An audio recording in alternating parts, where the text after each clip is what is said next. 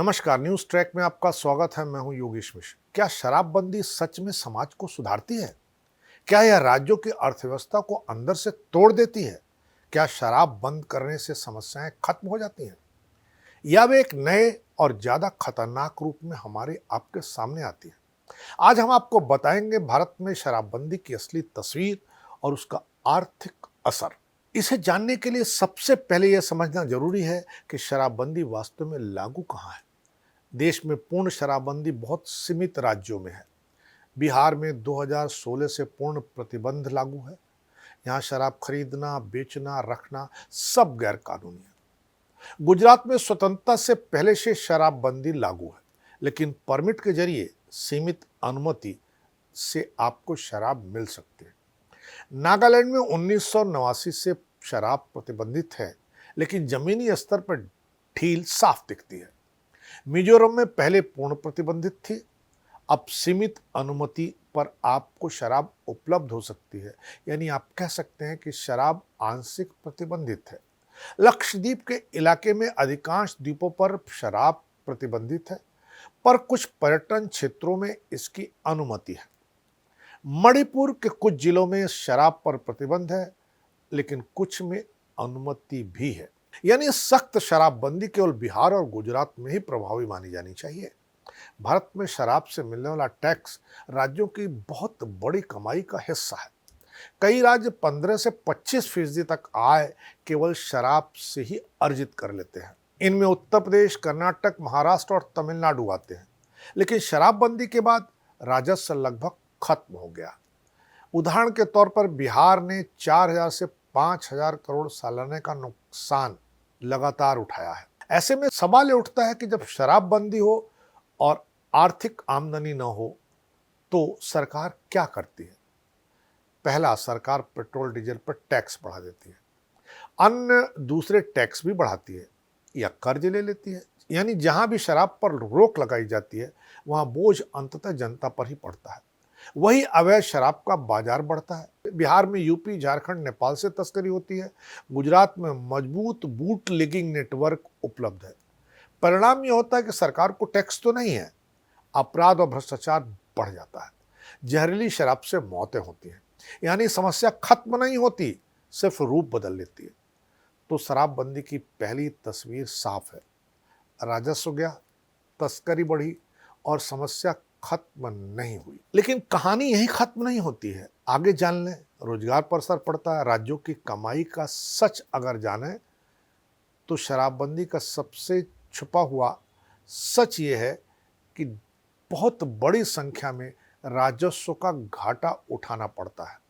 लेकिन असली कहानी अभी भी बाकी है। शराबबंदी से रोजगार पर क्या असर पड़ता है, यह भी जानना चाहिए। इसकी भी पड़ताल होनी चाहिए। कौन से राज्य शराब से सबसे ज्यादा कमाते हैं और शराबबंदी का सबसे बड़ा छिपा खर्च क्या होता है? शराब उद्योग एक बड़ा रोजगार तंत्र है, जिसमें फैक्ट्री कर्मचारी होते हैं, ट्रांसपोर्टर्स होते हैं, होटल, बार और रेस्टोरेंट होते हैं, दुकानदार होते हैं। लेकिन शराबबंदी के बाद दुकानें बंद हो जाती हैं, सप्लाई चेन प्रभावित होती है, पर्यटन प्रभावित होता है। बिहार में हजारों छोटे कारोबार खत्म हो गए। यानी शराबबंदी लोकल इकोनॉमी को झटका देती है। भारत में शराब जीएसटी के बाहर रखी गई है, इसलिए शराब से मिलने वाली पूरी की पूरी आमदनी सिर्फ राज्यों को मिलती है।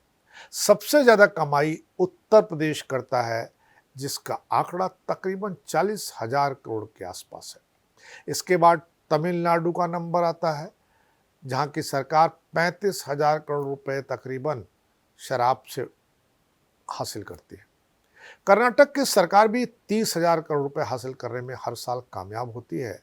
महाराष्ट्र को 25 से 30,000 करोड़ रुपए मिलते हैं। तेलंगाना को 15 से 20,000 करोड़ रुपए हासिल होते हैं। यही कारण है कि अधिकांश राज्य शराबबंदी नहीं करते हैं।